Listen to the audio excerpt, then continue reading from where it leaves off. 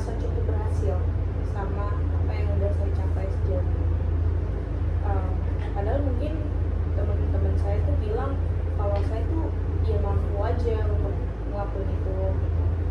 Nah, kadang tuh saya merasa sedih karena merasa egois, tapi di saat yang sama sebenarnya ada dorongan di dalam diri saya yang saya tuh harus capai sesuatu.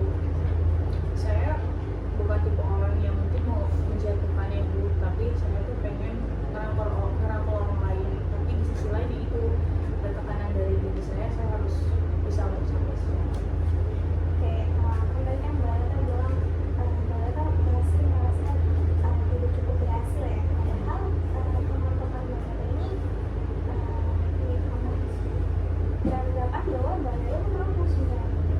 Nah, bisa diceritakan sedikit Mbak Leta ini sebelumnya kan sedang kuliah ya. Boleh bisa diceritakan situasi terakhir terkait yang Mbak Leta rasakan? Iya sih Bu, tapi contohnya kayak waktu saya harus presentasi gitu ya, mungkin teman-teman bilang kayak bisa kok, bisa gitu, mungkin itu sudah bentuk support ya Bu, tapi di sisi lain tuh saya ngerasa nggak bisa deh kayaknya, saya nggak bisa deh, saya nggak ngerasa oke gitu.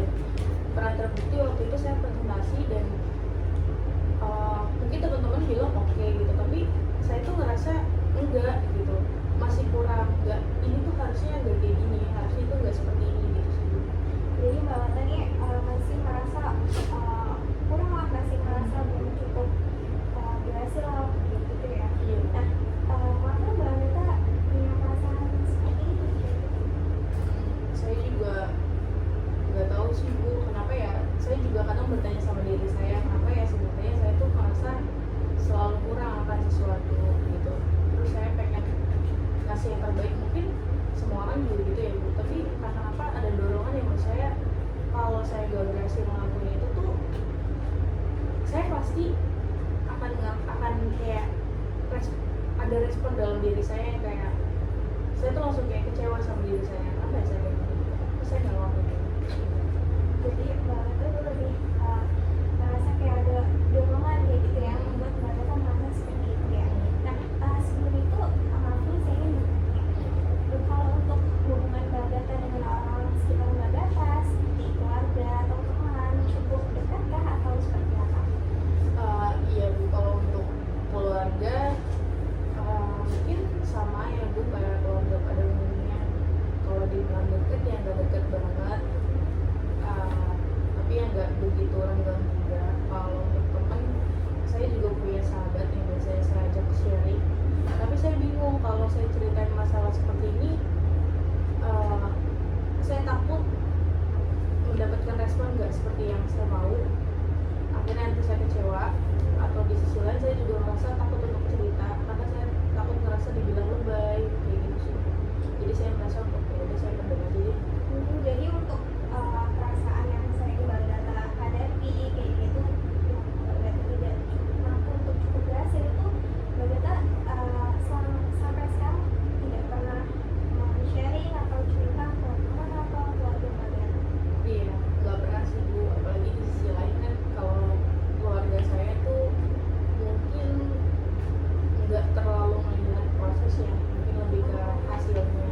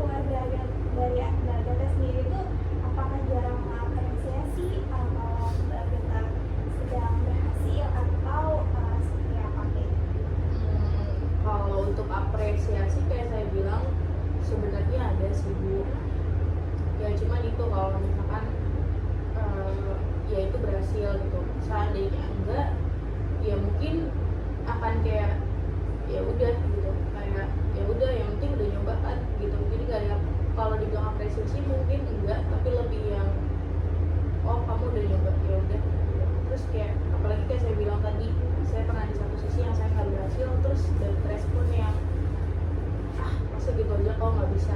Terus juga sebenarnya ada kata-kata yang nyangkut di dalam diri saya tuh kayak malu-maluin bapak aja gitu. Itu sebenarnya sedih sih Bu.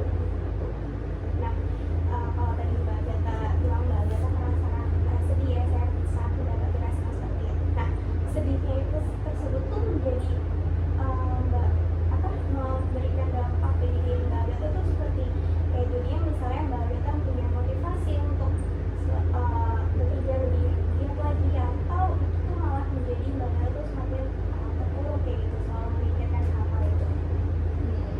Saya tuh justru malah pengen berusaha untuk kasih yang terbaik sih Bu. Kayak tadi kan saya bilang ya, kayak kalau saya nggak ngasih yang terbaik tuh saya malah ngerasa takut.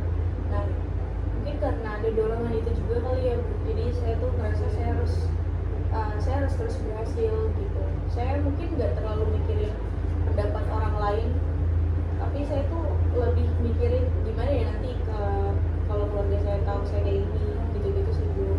Jadi saya mungkin lebih takut pandangan keluarga saya kalau dibandingin pandangan orang lain. Oh, jadi Mbak Agatha tuh lebih mendapati bahwa respon-respon yang Mbak Agatha sendiri itu malah menjadi motivasi seperti itu. Mbak Agatha lebih lebih keras lagi seperti itu ya. Jadi Mbak Agatha, saya lanjut ya. Kan kalau misalnya tadi kan Mbak Agatha tuh kadang-kadang merasa sedih karena merasa egois gitu. Saya ini belum terlalu paham ya. Bisa Mbak Agatha jelaskan lebih lanjut tuh tentang perasaan tersebut sih, situasi terakhir yang buat Mbak Agatha merasa egois, kadang-kadang merasa egois, kadang-kadang merasa sedih gitu. Kalau situasi terakhir yang saya ingat ya Bu, saya juga menyalahkan diri saya sih untuk itu. Jadi waktu itu saya ada, kebetulan kan saya semester 6 sekarang, jadi saya ada satu program pelatihan gitu. Terus tentunya itu kan kelompok ya Bu, jadinya banyak lah pandangan, banyak ide. Nah saya juga menyampaikan ide dan pandangan saya, tapi ada di satu sisi saya ngerasa kok saya egois banget ya. Jadi waktu itu ada suatu pandangan dari teman saya dan saya, tapi saya tuh kayak pakai pandangan saya aja gitu, kayak misalkan ya harus pakai pandangan saya gitu, karena saya ngerasa akan lebih better yang ini gitu. Nah tapi di sisi lain mungkin saya tuh nggak ngerasain perasaan teman saya gitu sih. Apa sih yang membuat Mbak Agatha hal seperti itu? Apakah hal-hal seperti itu sering Mbak Agatha lakukan dalam setiap kerja kelompok atau diskusi? Saya jujur nggak terlalu tahu ya Bu, karena kan yang mungkin yang menilai hal seperti itu adalah orang lain. Karena dalam diri saya adalah ya saya pengen mengusahakan yang terbaik gitu sih sebenarnya, walaupun di sisi lain ya orang lain juga pengen ngelakuin gitu sih. Ya kayak gitu. Jadi tapi kalau di sisi lain saya pernah sekelompok sama orang yang menurut saya kayak dia tuh cukup idenya cukup sangat banyak dan sangat di luar ekspektasi saya juga. Kadang tuh saya kalau ketemu orang kayak gitu saya malah kayak saya nggak mau dengerin kamu deh gitu sih Bu. Jadinya kalau misalkan saya ngerasa kayak aduh idenya terlalu luas gitu, aduh kayaknya terlalu bagus untuk pakai ide itu di